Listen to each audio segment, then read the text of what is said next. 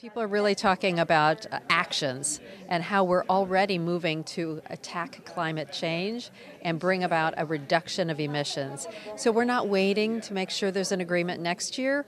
Companies and governments are making commitments today on what they're going to be doing immediately. So we're seeing cities change their transportation and lighting plans. We're seeing companies talk about how they're not going to purchase products that are harmful to the environment.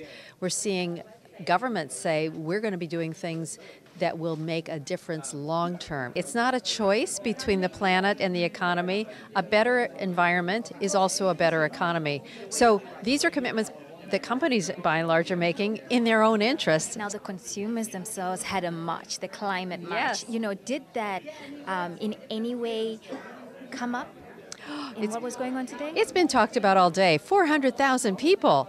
They're being watched here today. They know that, and they also know that there's a powerful movement out there that will go with them and is going to be watching what happens next. So we have some accountability built in this time. I think that's really powerful. We're so glad people marched. It was everybody from companies to students to world leaders, moms, you name it.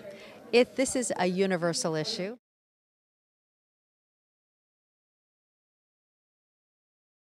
I have a kind of nearly 40 year of history on these issues. And I have never given up, although there have been bad times, very little improvement on things in many years of this. However, things are moving in the right direction. And here you now see that more businesses are more serious than before in requiring governments to make important decisions that can help them do the right thing for the future.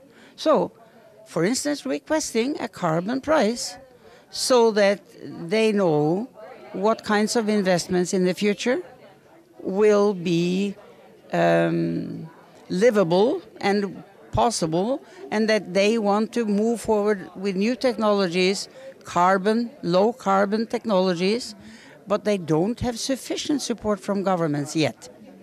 But the fact that they are here requesting more governments to want to act is very important. 7 million deaths a year are due to indoor and outdoor air pollution. And obviously, if we have climate action, we can reduce those numbers and improve the health of people.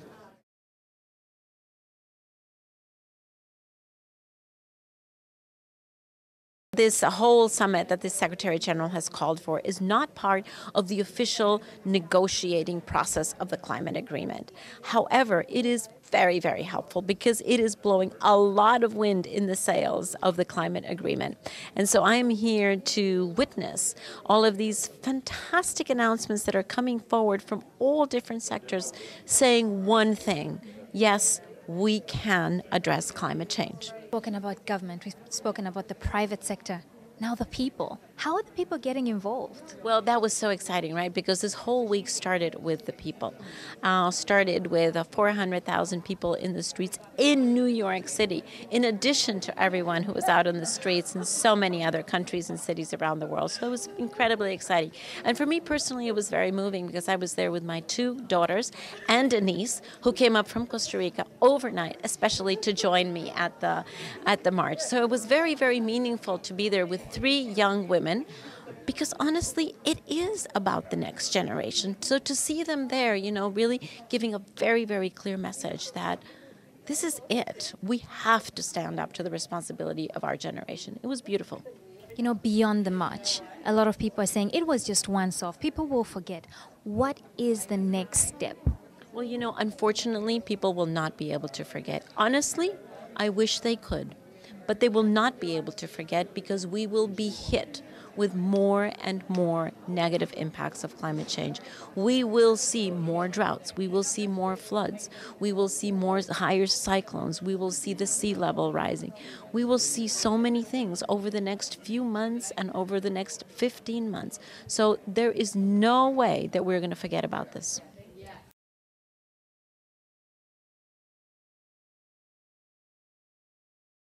There is a big debate out there that in order to take action on climate, it would be incredibly costly. And for countries that are trying to tackle poverty, for countries that are trying to improve livelihoods, that it would be inconsistent to be able to do that and at the same time tackle climate. And I think the work that we have done over the 30 years that we have been around has demonstrated that actually that is a false choice. One does not need to choose between promoting development, tackling poverty on one hand, or really taking aggressive climate action on the other. And I think what we've seen today at the summit is a wide range of examples that demonstrate how the two actually go hand in hand. The biggest challenge at the moment we have is one about bold leadership, of real political will. I think the scientific argument has been made about what will happen if we don't tackle climate and the impacts it will have all around the world. I think the economic argument has been made that it is not a trade-off between growth and climate change, but actually the two go hand in hand.